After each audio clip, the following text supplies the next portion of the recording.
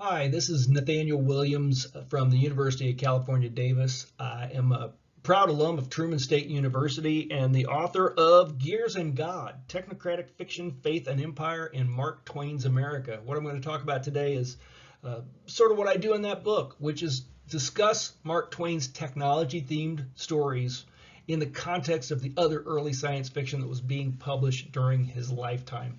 And when people talk about Twain in science fiction, usually the first story they mention is Tom Sawyer Abroad. In that book, Tom, Huck, and their friend Jim, the former slave, become stowaways in a fantastic winged aerial balloon that is prematurely launched on its maiden voyage.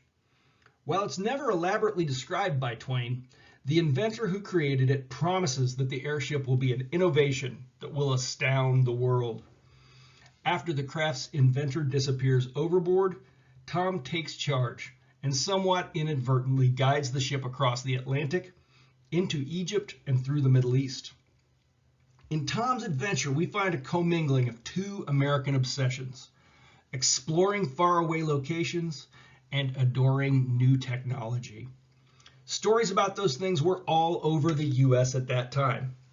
In fact, Tom Sawyer wasn't even the first fictional boy to pilot an airship across the globe, accompanied by an older African-American man and a boisterous friend with an Irish surname.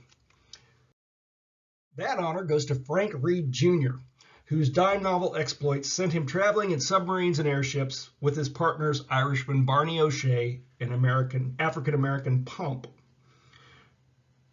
By 1894, the year Tom Sawyer Abroad was published, over 50 tales featuring Frank, Pomp, and Barney had appeared in dime novels, including a weekly series bearing the main character's name.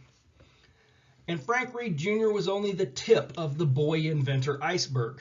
In the 1890s, there were at least 4 series featuring recurring inventor heroes who built fanciful modes of transportation.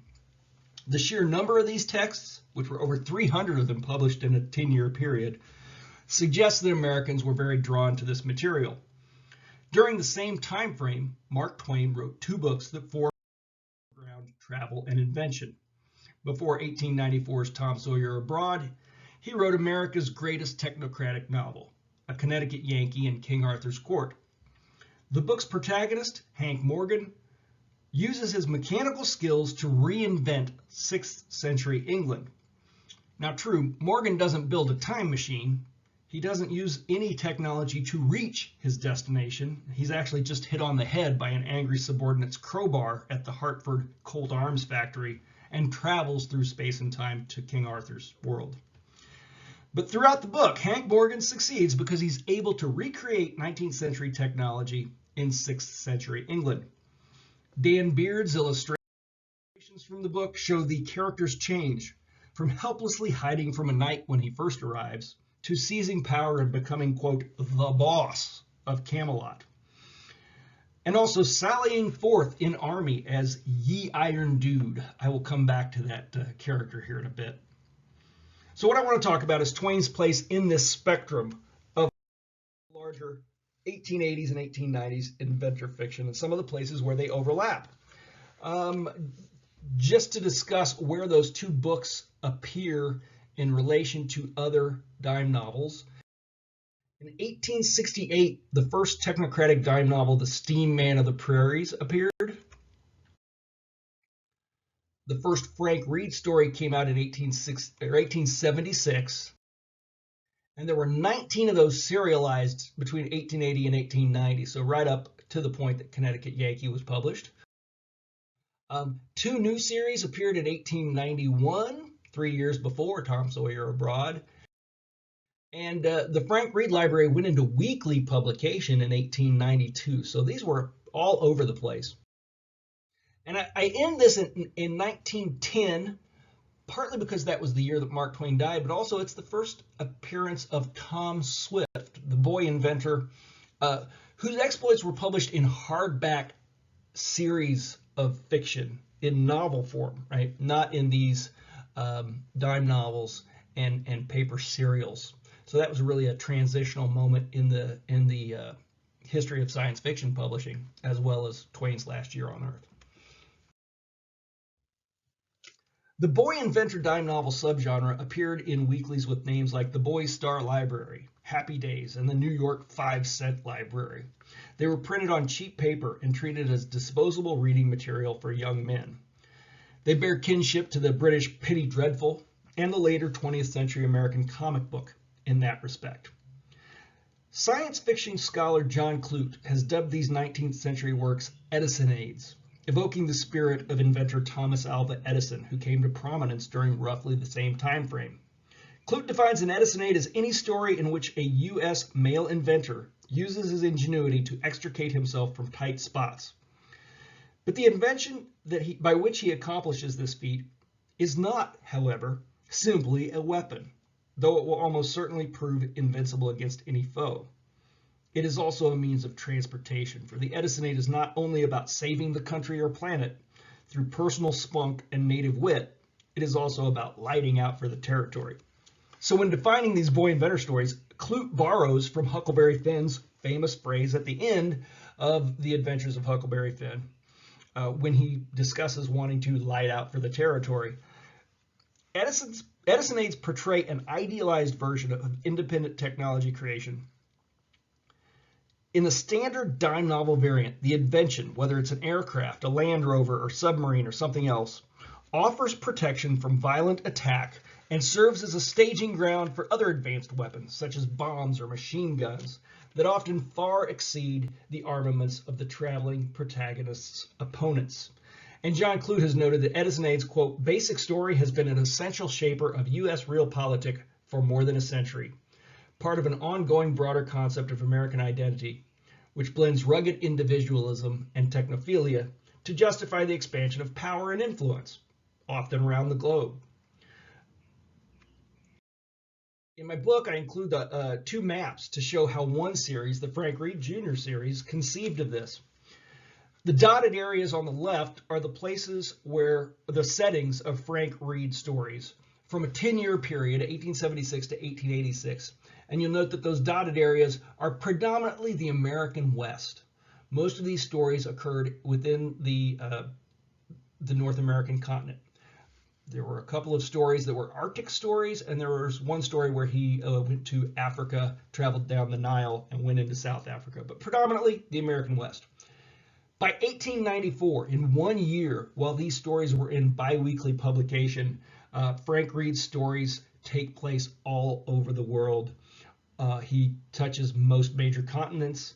And what we really see here is a visualization of how the fiction readers could conceptualize U.S. expansion as they read this. By the time of the Spanish-American War in 1898, an entire generation had grown up reading these technophilic dime novels. The first such dime novel was Edward Sylvester Ellis's The Steam Man of the Prairies from 1868. It tells the tale of a disabled Missouri boy who invents and builds a steam-driven automaton and uses it to travel out west, find gold, fight native peoples, and return a hero. Scholars have noted it encompasses post-Civil War U.S. anxieties about expansion, disability, technology, civil rights, and capital acquisition. And it was based on an actual news story that was probably a hoax, something I think young Sam Clemens might have appreciated.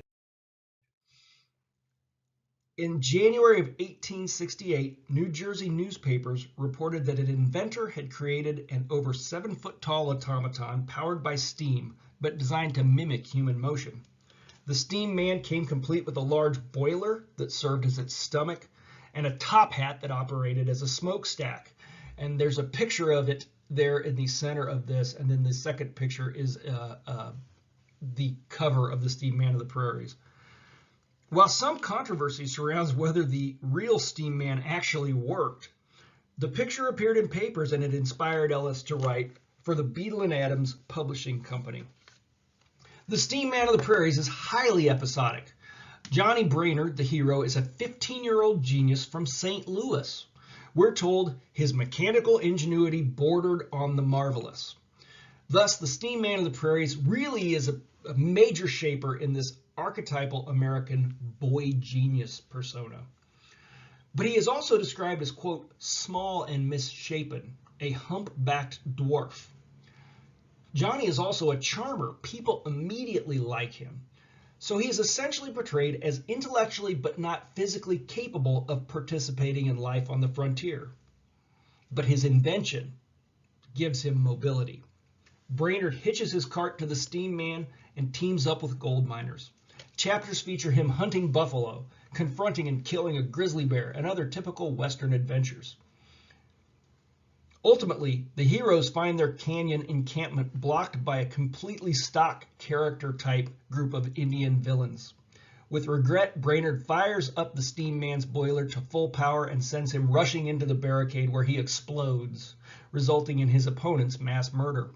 Johnny saves the day for his white comrades, but he loses his steam man.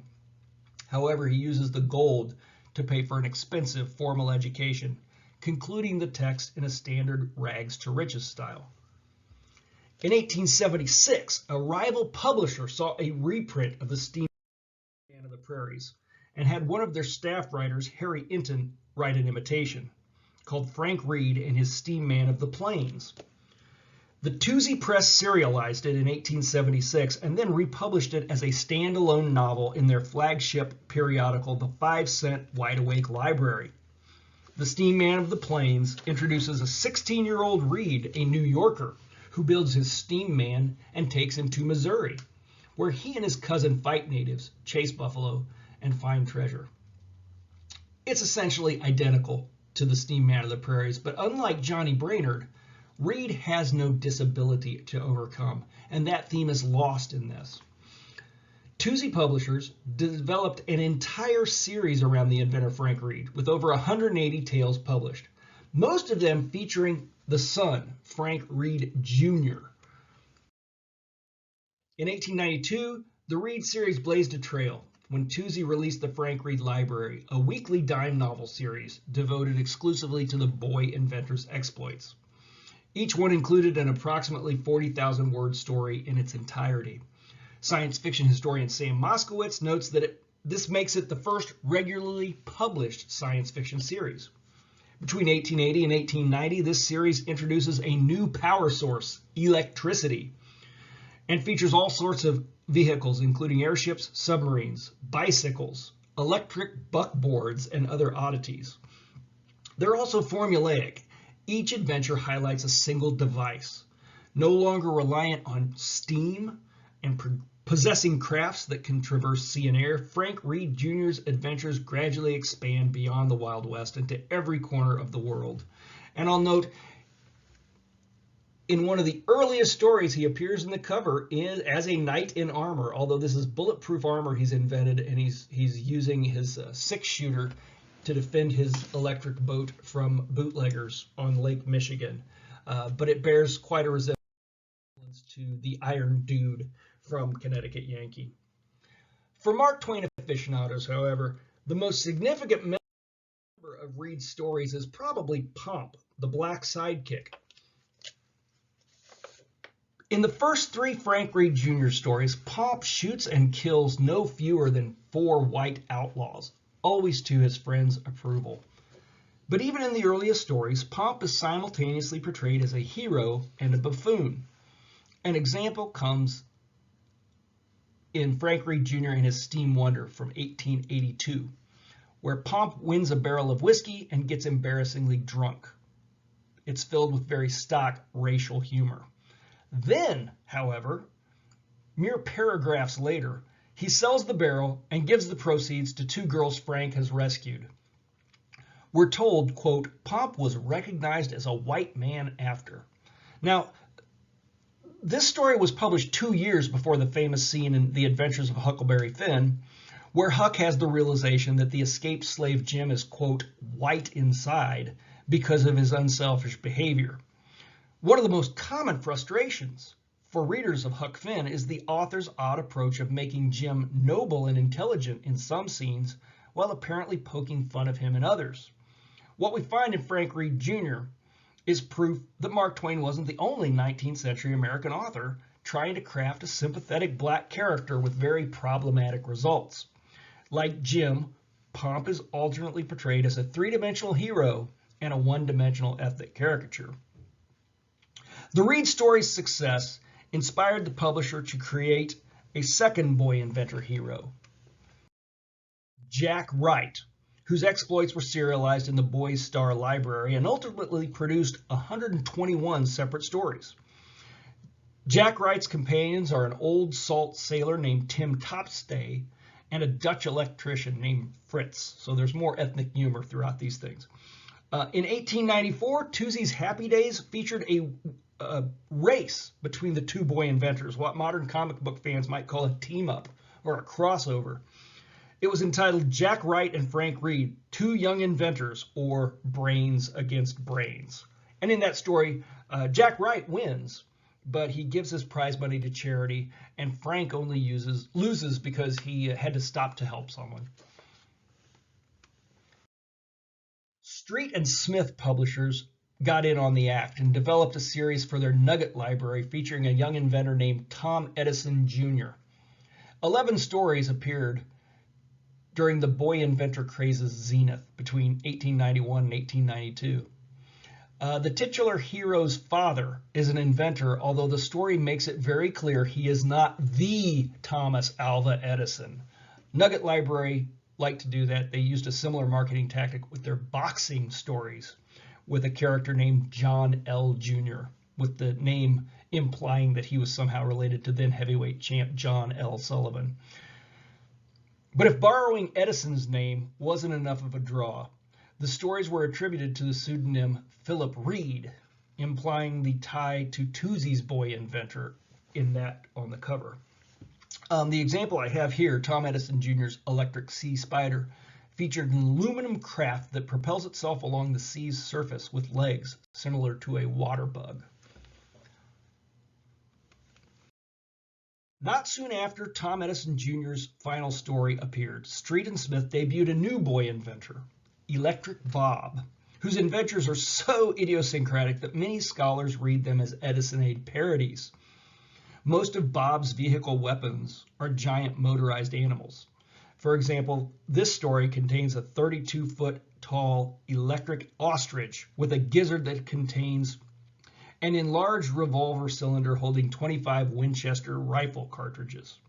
And the ostrich also serves as a camera with a telescopic neck and a lens in its mouth. Dime novel scholars tend to agree that these are over-the-top constructions that are deliberately tongue-in-cheek.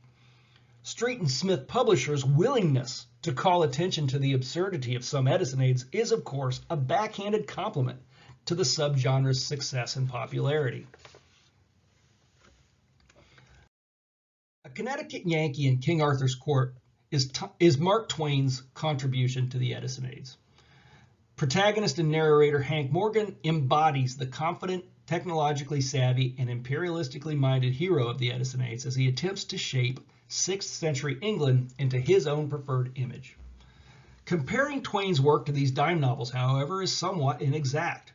Dime novel authors worked hurriedly, generating thousands of words in days for regular monthly and weekly publications, while Twain spent over 5 years, the better portion of the late 1880s, working on and off on A Connecticut Yankee. Similarly, the dime novel's narrative canvas was necessarily episodic and serial, presenting adventures in installments with little consistent or long-term character development.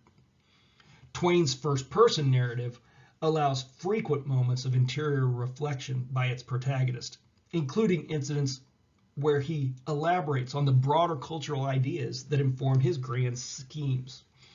Now, Twain knew at least something about dime novels in general.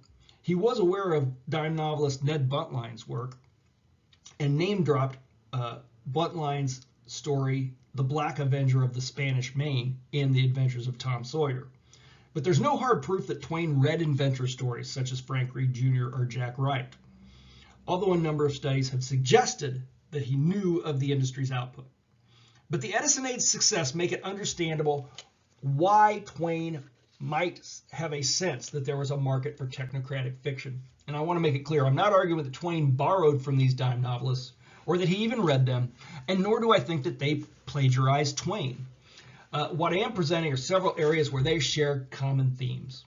For example, You may recall at the end of the Connecticut Yankee, Hank Morgan and his young proteges fight 30,000 assembled knights in a final battle to decide if England will be a democracy or a feudal monarchy. Morgan uses minefields and a Gatling gun to defend his group. But the most horrifying method may be the wire that he runs around their encampment and then fills with electric current. Morgan tells how one knight touches the wire and fills the area with, quote, the smell of burning flesh. Morgan's electric fence is so successful, it creates a problem. Their camp is enclosed in a solid wall of the dead. The scene has been read as an eerie forecasting of the First World War's trench warfare, and I still occasionally hear someone calling it the first portrayal of electrocution in U.S. literature. Not so. In Frank Reed and his adventures with his latest invention, 1883, Reed travels in an enormous electric tricycle encased by a bulletproof mesh cage. When attacked by a large indigenous group, Reed runs an electric current through the wire, all surrounding the tricycle. Quote, the 6 savages who had laid hands on the tricycle were instantly killed. They dropped to the ground in their tracks and remained as motionless as only the dead can. So this mass electrocution predates Twain's use of the concept in a Connecticut Yankee by 6 years. It's not just the violent use of advanced military technology that defines these characters. It's their approach to that technology. For example, in Frank Reed Jr. and his airship from 1884, Reed Jr. creates a heavier-than-air craft and embarks on a voyage. He discovers an ancient sunken city in Mexico with an intact silver mine. Searching for information, he lands his airship in a Mexican village where the craft frightens everyone until Frank spots a priest and orders Barney to make the sign of the cross. To get answers, he implies that he's some kind of ghostly or angelic visitor. Come here, Father, he says, and answer my questions as you value your soul. Frank gets the information he needs from the priest and returns to the ship. As they rise into the air, he describes the events to Barney and Pump. Quote, that old fella thinks he's been talking to one of the people from the sunken city, and he will always tell his people so. It may be that he will tell them a cock and bull story about visitors from heaven and what they said to him. In another story, Across the Continent on Wings, Reed, his father, Pomp, and Barney use individual motorized flying suits to navigate North America. When they reach Utah, they fly above Mormon settlers and pretend they are heavenly visitors. Frank willingly plays the part, demanding the faithful bring him an abundance of food and wine. In such episodes, religious belief is manipulated to get the technocratic hero what he wants, a practice that Mark Twain fully investigates 5 years later over the course of a Connecticut Yankee. Hank Morgan passes his modern technology off as magic. Near the beginning, Morgan uses his knowledge to predict an eclipse, declaring it to be a demonstration of his magical powers. He appeals to Arthurian superstitions to gain clout and persuades them to recognize him as the boss, a position equal to the king in power. Morgan then puts to use his skills from Colt Arms Factory, where he tells us I could make anything a body wanted. He creates a patent office, a regular newspaper, and secretly builds telegraphs, telephones, phonographs, and typewriters. Morgan's technological shenanigans include using blasting powder and lightning rods to destroy the tower of court magician Merlin and gain prestige by ascribing the pyrotechnics to his own superior enchantments. Morgan famously states, when you're going to do a miracle for an ignorant race, play your effects for all they are worth. That's how he understands religion. It's a competitor to him in a play to have power over these people. In both the Connecticut Yankee and the Frank Reed dime novels, we get portrayal of the colonial technocrats' power play. Having superior technology is one thing, but striking fear and awe in the public is the real goal. Reed and Morgan are master manipulators who rely on a non-technological populace's religious beliefs and view them as inferior. Now, for years, Twain scholars have debated how much empathy Twain had and how much he expected his audience to have for the Connecticut Yankee. Some think he's approving of Hank Morgan's surreptitious, anti-church, nation-building exercise. Others think he's more critical of it. But one thing is clear.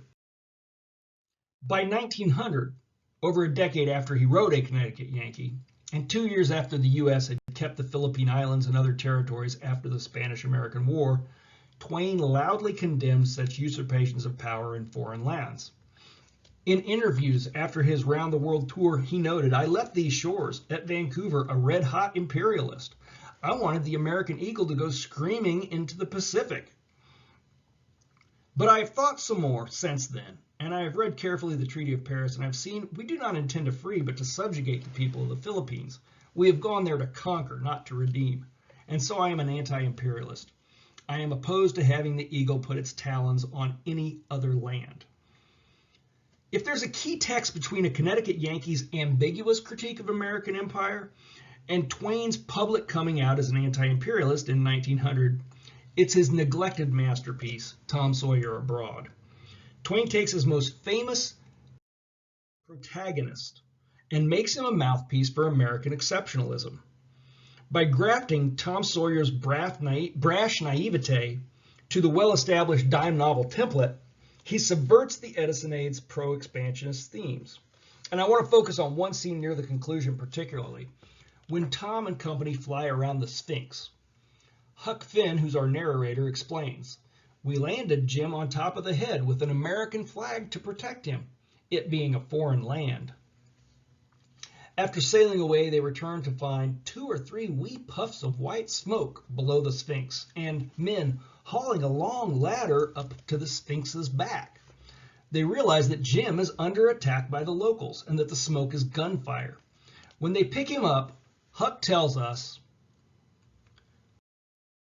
"Tom was very indignant and asked him why he didn't show the flag and command them to get in the name of the United States.